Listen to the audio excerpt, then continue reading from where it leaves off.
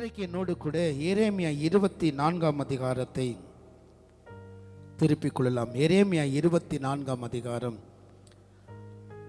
நானே உங்களுக்கு வாசிக்கிறேன். 6வது வசனத்தை வாசிக்கிறேன். எரேமியா 24:6.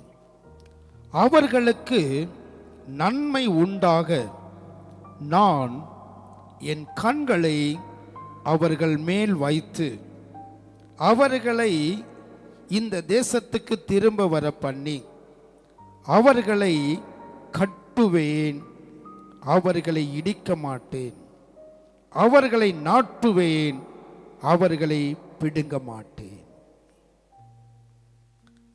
இன்றைக்கு செய்தியின் தலைப்பு கர்த்தர் கட்டுகிறவர். The Lord build. கர்த்தர் கட்டுகிறவர். இந்த வசனத்தை நாம் பார்க்கும் பொழுது நன்மை உண்டாக அவர் கண்கள் உங்கள் மேல் இருக்கிறது. பூமி எங்கும் அவருடைய கண்கள் உலாவி கொண்டிருக்கிறது என்று வேதத்தில் நாம் வாசிக்கிறோம். அந்த கண்கள் உன்னையும் என்னையும் இன்றைக்கு பார்க்கிறது. இன்னைக்கு நாம் வெளியில புறப்பட்டு போகும் பொழுது எல்லா சிக்னலை நம்ம பார்க்கலாம். சிசிடிவி கேமரா இருக்கும், எல்லா கடைகளிலும் பார்க்கலாம். நம்ம யாரோ ஒருவர் வாட்ச் பண்ணிட்டே இருப்பாங்க. நம்ம ஒரு கடைக்குள்ளே நுழைந்தால் அந்த கடைக்குள்ளே நாம் பொருள் வாங்குவதெல்லாம் ஒருவர் உட்கார்ந்து மானிட்டர் பண்ணிட்டே இருப்பாங்க. ஒரு மனிதனால, ஒரு மிஷனால இவ்வளவு நம்மை கவனிக்க முடியும் என்றால் நம்மை படைத்த தெய்வம், இந்த அண்ட சராசரங்களை உருவாக்கின தெய்வம், அவர் கண்கள் நம்மேல் இருக்கிறது. எதற்கு அவருடைய கண்கள் என் மேல் இருக்கிறது என்றால் நன்மை உண்டாக.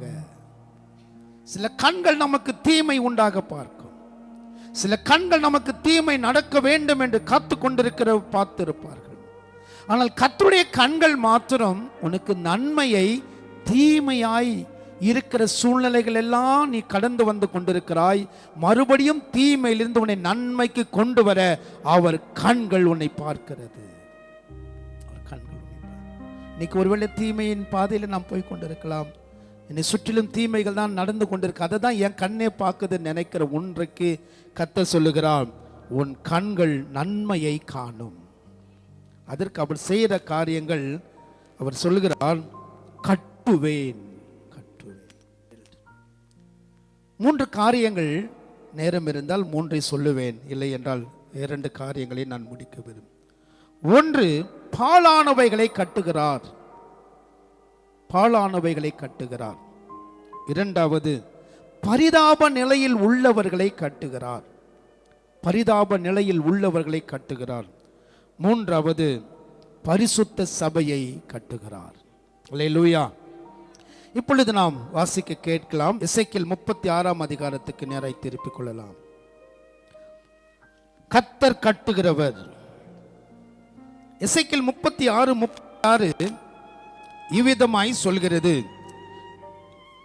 எசேக்கியேல் 36:36, கர்த்தராகிய நான் நிர்மூலமானவைகளை கட்டுகிறேன் என்றும் பாழானதை பயனிலமாக்குகிறேன் என்றும், அப்பொழுது உங்களை சுற்றிலும் உள்ள மீதியான ஜனங்கள் அறிந்து கொள்வார்கள், கர்த்தராகிய நான் இதை சொன்னேன், இதை செய்வேன்.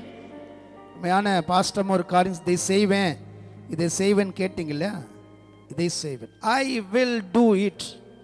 இதை செய்வேன். என்ன செய்வாரா? பாழானதை கட்டுகிறவர், நிர்மூலமானவைகளை கட்டுகிறவர். நிர்மூலம் என்றால் ஒன்றுமே இல்லாம அடிச்சுவடே இல்லாம அழிந்து போனதை உருவாக்கக்கூடியவர். சத்தியமற்றவைகளை சத்தியமாக்கக்கூடியவர். கர்த்தரே சொல்லுகிறார், நான் நிர்மூலமானவைகளை கட்டுவேன். இன்னைக்கு நீ நினைக்கிற என் வாழ்க்கை நிர்மூலமாயிருக்கு, என் குடும்பம் நிர்மூலமாயிருக்கு, என்னுடைய ஆசீர்வாதங்கள் நிர்மூலமாயிருக்கு, என்னுடைய எல்லா காரியங்கள் நிர்மூலமாயிருக்கு என்று நினைக்கிற உன்னை கர்த்தர் அதை கட்டுகிற தேவனாய் இருக்கிறார்.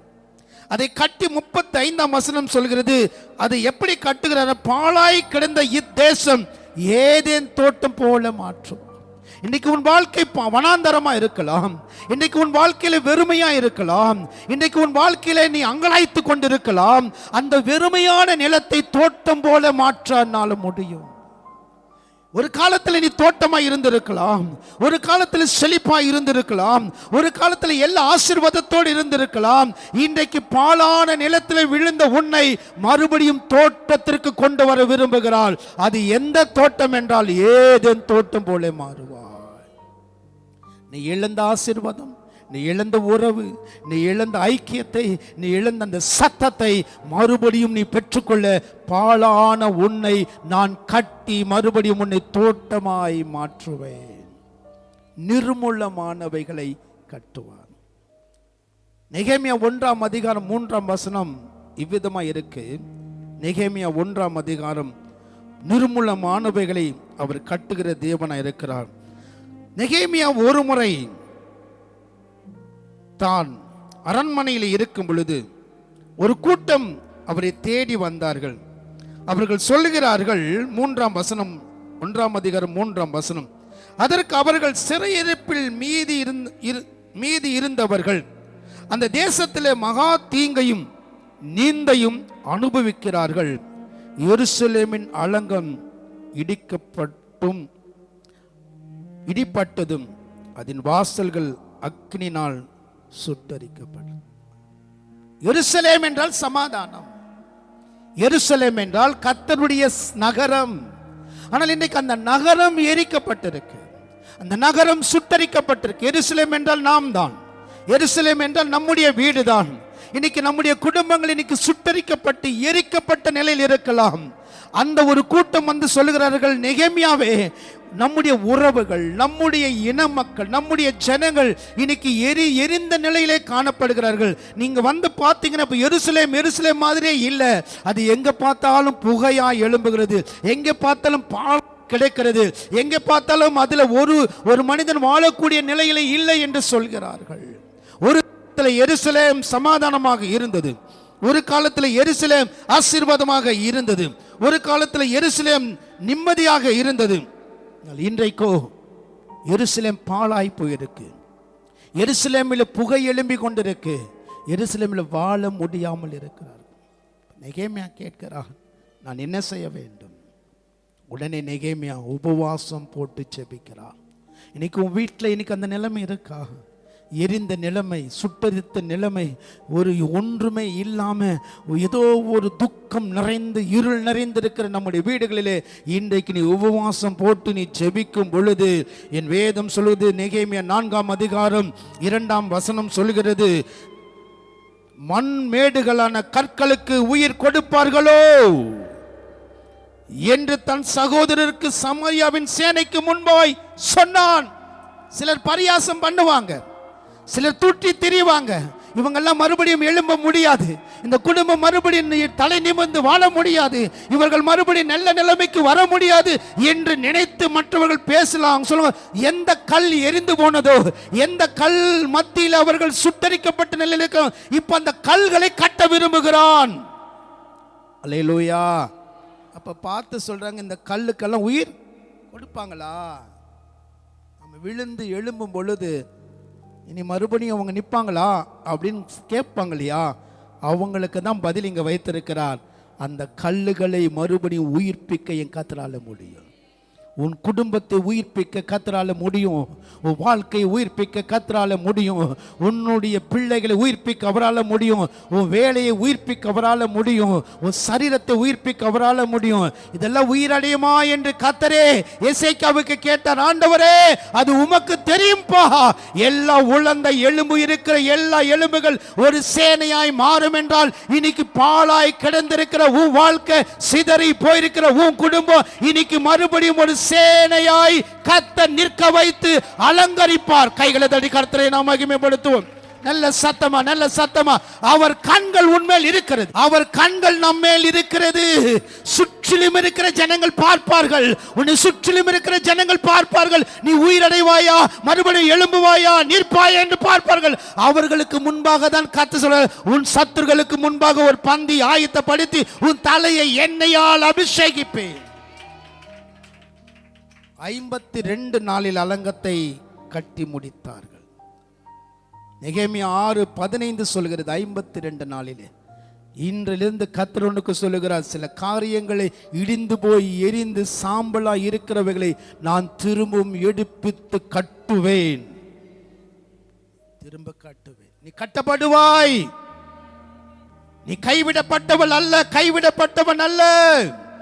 நிர்மூலமான அத்தனையும் புதுப்பிக்க முடியும். வேற எங்கேயோ அல்ல, அதே எருசலேமே தான். அங்கே நாட்டுவேன், அங்கே சிறையிருப்பை நான் திருப்புவேன். யாரு கண்களுக்கு முன்பாக, எந்த ஜனங்களுக்கு முன்பாக இனி நீ எல்லாம் மேலே வரவே முடியாது, இத்தோடவும் குடும்பம் அவ்வளவுதான் என்று சொன்ன அதே ஜனங்களுக்கு முன்பாக அவர்கள் கண் காண உன் சிறையிருப்பை கர்த்தர் மாற்றுவார். என் சிறையிருப்பை கர்த்தர் மாற்று. அன்னைக்கு நிர்மூலமாச்சு பாஸ்டர். கழுகு அதுதான், பாட்டு பாடும்போது சொன்ன கழுகு அப்படிதான். அது முடிஞ்சிச்சு, ஏஜ் ஆச்சு, இனி பறக்க முடியாது அப்படின்னு நினைச்ச அந்த கழுகுக்கு ஒன்று தெரிஞ்சிச்சு. நேரம் அந்த கண்மலையில் போய் உட்கார்ந்து தன்னுடைய வாயினாலேயே தன்னுடைய முடியெல்லாம் இழுத்து அப்படியே கொதறி வெளியே கொண்டு வர, இழுக்கும், ரத்தம் கொட்டும். வெயிட், ஏஜ் ஆனது, முடியெல்லாம் வளர்ந்துருக்கு, ரொம்ப பாரமாக இருக்கு. பார்த்துச்சு கழுக, இது எல்லாம் ஏன் எனக்கு பாரமாக இருக்கணும்? பாரமானவைகள் எல்லாம் தள்ளி விடணும். எதெல்லாம் இன்னைக்கு பாரத்தோடு சுமந்து கொடுக்கிறாயோ அதை எல்லாம் இன்னைக்கு உன் வாயினாலே கர்த்தர் அதை எடுத்து அதை மீண்டும் அது வெறுமையாக்கி அது கொஞ்ச நாள் அமைதியாய் ஒளிந்திருக்கும். வேதம் சொல்லுது, கழுகுக்கு சமமாய் உன் வயது திரும்பும் வாழ வயதாய் மாறும் என்றால் மீண்டும் 40 ஆண்டுகள் அது வாய்ந்தது. உனக்கு முடிவு அல்ல, நீ நிர்மூலமாவதே இல்லை. பாழான உன்னை தோட்டம் போல கர்த்தர் மாற்றுவார். வனாந்தரமா இருக்கிற உன் வாழ்க்கை வயல்வெளியாய் கர்த்தர் மாற்றுவார். அவர் கட்டுவார், இடிக்க மாட்டார். அவர் இடிக்க மாட்டார். ரூத் வாழ்க்கை நிர்மூலமாயிடுச்சு. இனி வாழ்க்கை அவ்வளவுதான். ரூத் நினைச்சா வாழ்க்கை அவ்வளவுதான். அந்த ரூத்துக்கு மறுபடியும் சிறப்பான ஆசீர்வாதத்தை கர்த்தர் கொடுத்தார். இன்றைக்கு அருமையான மகளே மகனே, சட்டையின் கீழ் வந்து எல்லாம் நிர்மூலமாச்சு, எனக்கு ஒண்ணுமே இல்லைன்னு நிலைமையில வந்த உன்னை ஆசீர்வாதமாய் தேசத்துக்கு உன்னை வைப்பா. உன் மூலமாய் கிறிஸ்து மறுபடியும் உருவாக, உன் மூலமாய் கர்த்தர் மறுபடியும் உன்னை கொண்டு செய்ய வேண்டியதை செய்வார். வேதம், நான் திரும்பவும் எடுப்பித்து கட்டுவேன். பாழாய் போன எல்லாத்தையும் நான் மாற்றி விடுவேன். வனாந்தரமா இருக்கிற நம்முடைய வாழ்க்கையின் சூழ்நிலை கர்த்தர் மாற்றுவார். நம்மை நிர்மூலமாக்க நினைக்கிறவர்களை கர்த்தர் என்ன செய்வார் என்றால், சங்கீதம் 74:10-11 வாசிக்கிறேன். சங்கீதம் 74:10-11. தேவனே, எதுவரைக்கும் சத்துரு நிந்திப்பான்? பகைவன் உமது நாமத்தை எப்பொழுதும் தூசிப்பானோ? உமது வலது கரத்தை ஏன் முடக்கிக் கொள்கிறீர்? அதை உமது மடியிலிருந்து எடுத்து ஓங்கி நிர்மூலமாக்கும். நம்மை நிர்மூலமாக்க நினைத்தவர்களுக்கு கர்த்தர் இதை செய்வார். உங்களை நிர்மூலமாக்க நினைக்கிறவர்களுக்கு, நம்முடைய வாழ்க்கையை நிர்மூலமாக்கணும்னு சொல்லி பார்த்து கொண்டிருக்கிறவர்களுக்கு கர்த்தர் சொல்லுகிறார், அவர் தம்முடைய கையை முடக்கி கொள்ள மாட்டார். இது படிச்ச பொழுது ஆச்சரியமா இருந்தது. அதை உமது மடியிலிருந்து எடுத்து ஓங்கி ஓங்கி அடின்னு அர்த்தம், ஓங்கி. அவர் அடிச்சா பயங்கரமா இருக்கும். அல்லேலூயா. அவர் அடிச்ச வேதம் சொல்லுது, ஏரோது ராஜா புழு புழுத்து செத்தான். கர்த்தர் அவனை அடித்ததுனால் என்ன ஆச்சு? அவன் இன்னைக்கு நம்மை, நம்முடைய குடும்பத்தை நிர்மூலமாக்க நினைக்க அவர்கள் எடுக்கிற ஒவ்வொரு காரியத்தை கர்த்தர் தம்முடைய கையினாலே நிர்மூலமாக்குவார். நிர்மூலமாக்குவார். இரண்டாவதாக, விழுந்து போனதை கட்டுகிறவர். முதலாவது சொன்னேன், பாழானதை கட்டுகிறவர். இரண்டாவது, பரிதாபமான நிலை. ஆமோஸ்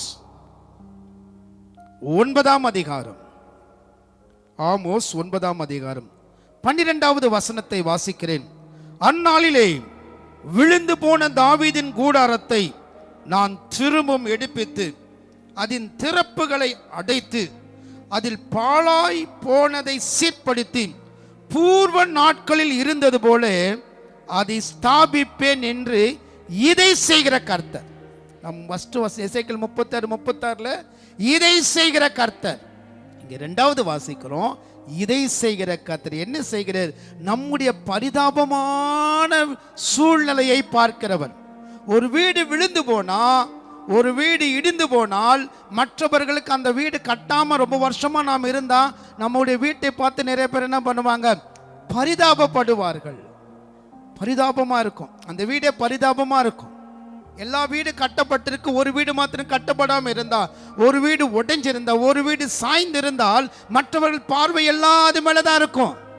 நாம் எப்போ விழுகிறோமோ மற்றவர்கள் நம்மை பார்ப்பார்கள். நாம் எப்போ சரிந்து போகிறோமோ அப்பொழுது நம்மை ஜனங்கள் காண்பார்கள், பரியாசம் பண்ணுவார்கள்.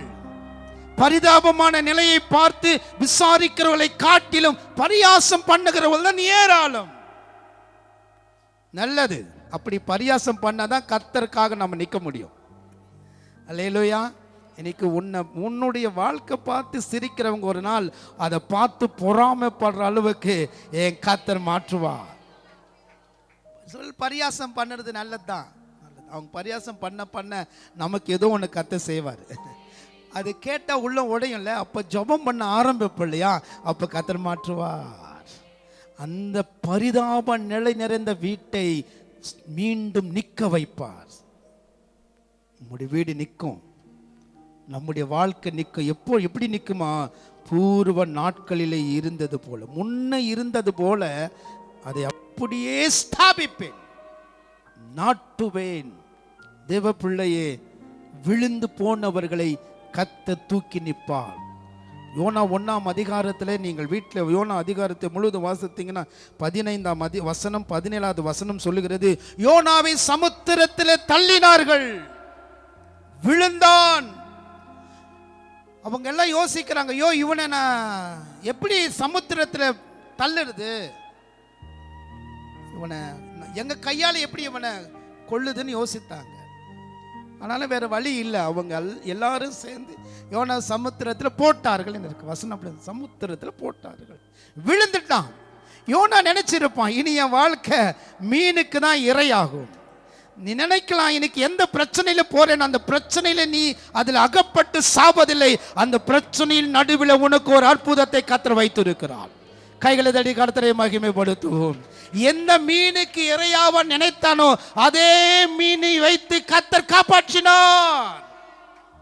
விழுந்த எந்த இடமா இருந்தாலும் அது மனுஷனுக்கு தெரியாம இருக்கலாம், என் கர்த்தருடைய கண்கள் சமுத்திரத்தின் ஆழத்துக்கு போய் கொண்டிருக்கு. நீ எங்கே விழுந்திருக்கிறாயோ, எங்க தடுமாற்றத்தில் இருக்கிறாயோ, எங்கே அங்கலாய்த்து அனாதையாய் நிற்கிறாயோ, அங்கே தேவனுடைய கண்கள் காணும். சொல்லி வானத்துக்கு மேலே ஏறினாலும் உன்னை பார்ப்பேன்றாரு. அவரே சொல்ல, பூமியின் தாழ்விடங்களில் போனாலும் உன்னை நினைக்கிறான். நான் மேலே இருந்தால் எல்லாம் பார்ப்பாங்க, நான் போகிற கஷ்டமான பாதை யாருக்கும் தெரியாது. அதான் முதல்ல வசனம், அவர் கண்கள் உன்னை காண்கிறது. இன்னைக்கு விழுந்து போயினாயா, யார் இல்லையே என்னை காப்பாற்ற நினைக்கிறாயா? ஐயோ நான் அனாதையா இருக்கிறேனே, இன்னைக்கு நான் நிற்க நிலை இல்லை, வாழ வழி இல்லை என்று நீ இன்னும் ஆழமாய் போய் கொண்டிருக்கிறாயோ, ஒன்றை நீ மனதில் வைத்துக்கொள், எவ்வளவு ஆழத்துக்கு போனாலும் உன்னை காக்க அங்கே ஒன்றை ஆயத்தப்படுத்தியிருக்கிறார். அங்க உன்னை ஆயத்தப்படுத்தியிருக்கிறார். உனக்கு தெரியாது, நமக்கு தெரியாது, நமக்கு செய்ய போற அதிசயத்தை கர்த்தர் அது யாருக்கும் சொல்ல மாட்டார். அல்லேலூயா. பிசாசுக்கே தெரியாதுங்க. அல்லேலூயா. சிலது கூட இருக்கிறவங்களுக்கு சொன்ன வாய்க்கவே வாய்க்காது. சோத்திரம். அல்லேலூயா. அதனால யாருக்கு எதுவுமே சொல்லக்கூடாது. சோத்திரம். அல்லேலூயா. நல்லது. அது யோனாவுக்கு சொல்லலை, நீ என்னை மறுதளிச்சு போயிட்டப்பா அப்படின்னு விடல. நீ ஒன்று அந்த சொன்ன, விழுந்து போனவனை தூக்கி நிறுத்த முடியும். அவ்வளவு விலகி போனவனை தூக்க நிறுத்த முடியும்னா நம்மளை நிறுத்த மாட்டாரா? எப்போ பார்த்தாலும் கர்த்தரையே நம்பி இருக்கிறோமே, கர்த்தரையே சார்ந்து இருக்கிறோமே, அவருக்கு நாம் பயந்து நடக்கிறோமே. பயந்து இல்லாத ஒருவனை என் ஆண்டவர் தூக்க முடியும் என்றால் எப்பொழுதுமே கர்த்தரையே நம்பி இருக்கிற உன்னை நிச்சயமாய் யோனாவை காட்டிலும் என் தேவன் உனக்கும் எனக்கும் பெரியவர். நிச்சயமாய் உன்னை மேலே கொண்டு வந்து நிறுத்துவார். மனுஷன் என்னை தள்ளினான், கர்த்தரோ எனக்கு ஆதரவாய் இருந்தார். வேதம் சொல்ற நீதிமான் 7 தரம் விழுந்தாலும் எழுந்து நிற்பான். நீதிமொழிகள் 24:16 சொல்லுது, நீ எத்தனை முறை விழுந்தாலும் எழுந்து நிற்ப. எத்தனை முறை விழுந்தாலும் உன்னை எழுப்ப நிற்கிறவர் இருக்கிறாங்க. மற்றவங்க ஒரு முறை தூக்கலாம், 2 முறை தூக்கலாம், ஐயோ இனிமேல் உன்னை தூக்க முடியாதுன்னு நினைக்கிறான். மனுஷன் அப்படிதான். என் ஆண்டவரோ உனக்கு 7 முறை அல்ல 70 முறை விழுந்தாலும் நம்மை தூக்குகிற ஒருவர் உண்டு. யார்? அப்பா தான் செய்வார், அம்மா தான் செய்வாங்க. அல்லேலூயா. வேற யாரும் செய்ய மாட்டாங்க. யாரும் உன்னை தூக்க மாட்டாங்க. ஒரு முறை தூக்குவாங்க, ஒரு முறை காசு கொடுத்து உதவுவாங்க, ஒரு முறை வேணா உனக்கு அன்பா பேசுவாங்க, 2வது முறை 3வது முறையெல்லாம் உன்கிட்ட வர மாட்டாங்க. ஆனால் எத்தனை முறை விழுந்தாலும், நீதிமான் 7 தரம் விழுந்தாலும் அவன் எழுந்து நிற்பான். நீ கர்த்தருடைய பிள்ளை, நான் கர்த்தருடைய பிள்ளை. எத்தனை முறை விழுந்தாலும், என்னை ஜனங்கள் விழத்தள்ளினாலும் என்னை தாங்குகிற ஒரு கரம் இருக்கு, என்னை சுமக்கிற ஒரு கரம் இருக்கு, என்னை பிடிக்கிற ஒரு கரம் இருக்கு. அல்லேலூயா. இந்த யோனாவை கர்த்தர் யோனா 2ஆம் அதிகாரம் 10ஆம் வசனம் சொல்லுது, யோனாவை கரையிலே கக்கினது. நினைப்போம் செத்து போனவனாதானே வந்திருப்பான் நினைப்போம். ஆனால் கர்த்தர் உயிரோடு கொண்டு வந்தார். சில பாதை, சில சூழ்நிலைகளில் போகும் பொழுது இனி செத்தாதான் முடிவென்று நினைக்கிற வேளையிலெல்லாம் வந்த பொழுது கிருபையாய் நம்மை காப்பாற்றினார். சொன்ன இன்னும் பண்ண வேண்டிய பிரயாணம் வெகு தூரம் உண்டு, இன்னும் நீ நடக்க வேண்டிய தூரம் வெகு தூரம் உண்டு. விழுந்து போன உன்னை தூக்கி எடுத்த, நான் நினைக்க சமுத்திரத்தில் விழுந்து கிடக்கிற ஒருவனை தூக்க முடியும் என்றால், பூமியில் இருக்கிற விழுந்து கிடக்கிற உன்னை என்னை தூக்க என் ஆண்டவரால் முடியும். அல்லேலூயா. நீ கடன் பிரச்சனை விழுந்திருக்கலாம், ஒருவேளை பலவீனத்தில் விழுந்திருக்கலாம், ஒருவேளை கஷ்டத்தில் விழுந்திருக்கலாம், ஒருவேளை நிந்தையில் விழுந்திருக்கலாம், அவமானத்தில் விழுந்திருக்கலாம். எங்கே விழுந்தாலும் என் கர்த்தர் உன்னை தூக்கி எடுக்க அவரால் முடியும். உன்னை தூக்கி விடுகிற தேவன். ஒரு மனுஷன் எருசலேமிலிருந்து எரிகோக்கு போய் கொண்டிருக்கிறான். அவனை கள்ளர் கையில் அவன் அகப்பட்ட பிறகு அவனுக்குள்ள இருந்த எல்லாவற்றையும் முறித்து கொண்டு குற்றுயிராய் விட்டார்கள். வேதம் சொல்லுகிறது, லூக்கா 10ஆம் அதிகாரம் 34வது வசனம், அவர் காயங்களை கட்டினான். சபையே, இன்னைக்கு உன்னை காயத்தை கட்டுகிற ஒருவர் இருக்கிறான். குற்றுயிராய் கிடக்கிறாயா? எங்கு பார்த்தாலும் சரீரமெல்லாம் ரத்தம் வடிந்து கொண்டிருக்கிறதா? ஐயோ எனக்கு உதவி செய்ய ஒருவரும் இல்லை என்று நீ அங்கலாய்க்கிறாயா? உன்னை தேடி ஒரு நல்ல சமாரியன் இருக்கிறார். நீங்க நினைச்சவங்களை ஹெல்ப் பண்ண மாட்டாங்க, நினைக்காத ஒருத்தர் வந்து உனக்கு ஹெல்ப் பண்ணுவாங்க. அதான் கத்த செய்யறக்காரு. நம்ம நினைப்போம் இவங்க பண்ணிடுவாங்க. நீங்க நல்லா பாருங்க, நல்லா இருப்பாங்க. உதவின்னு கேட்க போகும்போது ஆள் யாருன்னு தெரியும் நமக்கு. நம்ம கஷ்டத்தில் யார் நம்ம கூட இருப்பாங்கன்னு எப்போ தெரியும்னா அந்த பாதையில் போகும் பொழுது தான் தெரியும். ஆனால் இங்கே இந்த மனுஷன் படுகிற இந்த உபத்திரவம் கஷ்டம், ஐயோ யாராவது ஹெல்ப் பண்ண மாட்டாங்களா? யாராவது வந்து உதவி செய்ய மாட்டாங்களா? வழிபோக்கானை ஒருவனை அனுப்புவார். நீ அறியாத ஒருவர் உனக்கு உதவி செய்ய ஒருவர் வைத்திருக்க. எலியாவுக்கு காகத்தை வைத்திருக்கிறது போல உனக்கும் ஒரு உதவிக்கு ஆள் வைத்திருக்கிறார். உன் காயங்களை கட்டுவார். யாரால் அதிகமாய் காயப்பட்டாயோ, யாரால் அதிகமாய் உடைந்து போயிருக்கிறாயோ, என் கர்த்தர் உன்னை கட்டி மறுபடியும் உன்னை சுய வாகனத்தில் ஏற்றி உனக்கு பராமரிக்கிற ஒருவர் இருக்கிறான். இனி நீ அனாதை அல்ல, குற்றியில கிடந்தாலும் உன்னை தேடி வருகிற சமாரியன் இருக்கிறார். அல்லேலூயா, அல்லேலூயா. ஏனென்றால் நம்முடைய காயத்தை கட்டுவார். உன் பரிதாப நிலையை பார்த்து விலகி போனார்கள். அந்த வழியாய் போனவன் லேவியன், சாசாரியன் விலகி போனாங்க. உன் பரிதாப வாழ்க்கை பார்த்து யாரும் பரிதாபப்பட மாட்டாங்க. இயேசு ஒருவர் தான் பருவாரு. இதுதான் சொல்ல, அவருக்கு முன்பாக நம்முடைய காரியத்தை அறிக்கை செய்வோம். உன் நிலைமை அவரை பார்க்கட்டும். மனுஷனுக்கு முன்பாக நம்முடைய பரிதாபத்தை காட்ட வேண்டிய அவசியம் இல்லை. இன்னைக்கு ஒருவேளை பரிதாபத்துக்காக நாம் போய் நின்றால், உதவி செய்தால் காலமெல்லாம் சொல்லிட்டே இருப்பாங்க. ஆனா கர்த்தர் செய்தால் சொல்ல மாட்டார். பரிதாபம் நிலை அறி, நிச்சயமாய் உன் வீட்டின் பரிதாப நிலையை கர்த்தர் பார்ப்பார். உன் பிள்ளைகளுடைய பரிதாப நிலையை கர்த்தர் பார்ப்பார். யோபுவினுடைய வீட்டின் பரிதாப நிலையும் அவர்களுடைய எல்லா நிலையும் பார்த்து சிநேகிதர்கள் அருவருத்தார்கள், மனைவி அருவருத்தால், கூட உறவுகள், நண்பர்கள், எல்லா இனச்சந்த பந்துக்கள் ஒருவனும் யோபுவை சேர்க்கவில்லை. ஆனால் மறுபடியும் யோபுவை நிற்க வைத்தது போலவே, விழுந்து போன தாவீதின் கூடாரத்தை யோபு வாழ்க்கை நிற்க வைத்தது போலவே உன்னை அதே ஸ்தலத்தில் நிற்க வைப்பார். எந்த உட்சு தேசத்துல அவமானம் பட்டானோ, எந்த உட்சு தேசத்துல தெருவில் நின்றானோ, அதே உட்சு தேசத்துல சந்ததி சந்ததியாய் கர்த்தர் வைத்தார். அல்லேலூயா. உனக்கு ஒரு நிச்சயமாய் ஒரு வீட்டை கட்டுவார். நிச்சயமாகவே எழுத்தின்படியே உனக்கு ஒரு வீட்டை கட்டுவார். வீடு கட்ட முடியாத நினைக்கிறாயோ, ஐயோ என் வீட்டை என்னால் கட்ட முடியாம போய் கொண்டிருக்கிறதோ, ஒருவேளை கட்டி கொண்டிருக்கிறேன் இன்னும் முடிவடையவில்லையோ நினைக்கிறாய். தாவீதுக்கு சொன்னது போல ஒரு வீட்டை கட்டி கொடுத்தது போலவே உனக்கும் ஒரு வீட்டை கட்டி கொடுப்பேன். அல்லேலூயா. எல்லாம் அல்லேலூயா சொல்லலாமே. உன் பரிதாப நிலையை பார்க்கிறவன், பரிதாபப்பட்டு அந்த உலகத்தில் மற்றவங்க சிரித்து ஏளனம் பண்ணுவாங்க. ஆனால் அது கர்த்தர் அருவருக்காமல், அதை நிராகரிக்காமல் அருகில் வருகிறவர் அவர். கர்த்தர் சொல்லுகிறார், இன்றைக்கு விழுந்து போனவனை நான் நிற்க வைப்பேன், வளைந்து போயிருக்கிறவனை நிற்க வைப்பேன். காராதனில் அதுதான் நிமிர்ந்து நடப்பார். நிச்சயமா நம்ம அரிக்கட்டு நிமிரும். கைகளை உயர்த்தி சொல்லலாமா? என் அரிக்கட்டு நிமிரும், என் குடும்பம் நிமிரும்.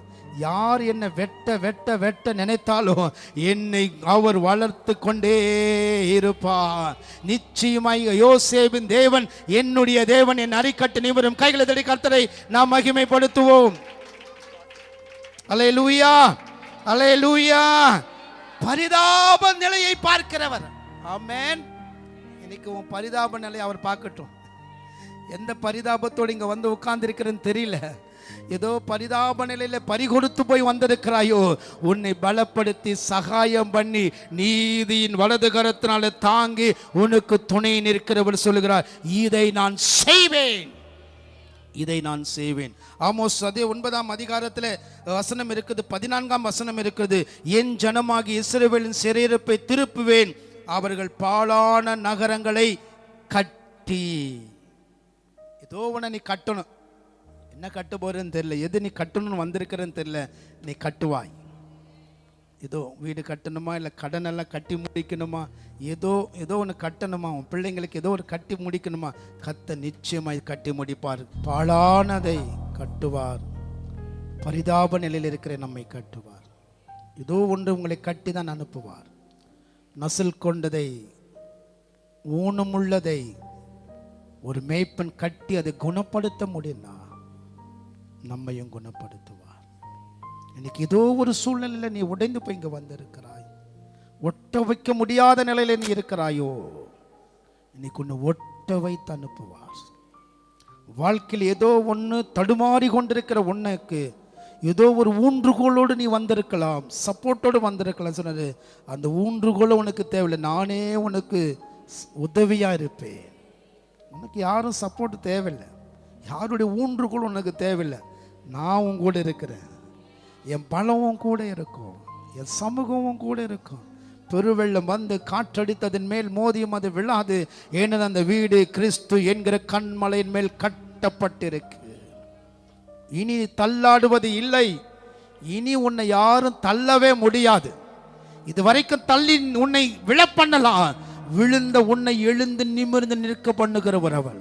நீ எழும்பி மாத்திரம் நின்றுட்டு பாரு, உன் சத்ரு உனக்கு முன்பாக நிற்கவே மாட்டான். நீ கூனி குறுகி போவதை விட்டு எதிர்த்து வந்து நில், அப்போதான் அவன் அடங்குவான். கோலியாத்தை எல்லாம் பார்த்து பயந்ததுனால தான் அவனுக்கு ரொம்ப ரொம்ப ஆச்சு, அவனுக்கு ரொம்ப ரொம்ப ஆயிட்டான். அவன் எப்போ தாவீது வந்து நின்னானோ முடிஞ்சிச்சு. இன்னைக்கு நீ உன்னை அதுக்கு தான் உன்னை வச்சிருக்கிறாரு. நீ தாவீதா நிற்கணும். சும்மா அவங்களெல்லாம் பார்த்து அதுங்கள பார்த்து பயந்துட்டெல்லாம் இருக்கக்கூடாது.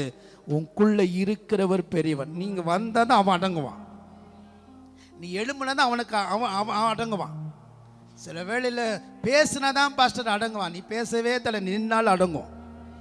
நம்ம பேச வேண்டியதே கிடையாது. நாம் நின்றுட்டோன்னா ஓடிடும். நாம் என்ன ஓடுறோம், பயந்து பயந்து போயிடுறோம். போகாத. உன் முகத்தை ஆகாப்புக்கு சொல்றாரு, எலியாவே உன் முகத்தை போய் உனக்கு காமி. உன்னை கொல்ல பார்க்கறான் அவன், உன்னை அழிக்க பார்க்கறான், ஊழியமே இல்லாம பார்க்கறான், உன் தரிசனத்தை அழிக்க பார்க்கறான். நீ போய் முகத்தை காண்பி. ஆமென். எப்போ எலியா ஆகாப்புக்கு தன்னை காண்பி தன்னை பயந்துட்டான். இன்னைக்கு ஏதோ ஆவியானவர் சொல்லுகிறார், நீ மறைந்து மறைந்து இருக்காதே, நீ வெளியே வா, முகத்தை முகரூபத்தை காண்பி. அவன் முகத்தின் மேல் தேவ சமூகம் இருக்கட்டும். அப்பொழுது உனக்கு விரோதமாய் உருவாக்கப்பட்டு வருகிற ஆயுதங்கள் 7 வழியாய் துரத்துவார். கைகளை தட்டி கர்த்தரை மகிமைப்படும். ஒரு வழியா வருகிறவனை 7 வழியாய் துரத்துவதற்கு நீ தேவை ஆண்டவருக்கு. நீ இருக்கணும். மெல்ல கண்களை மூடலாமா?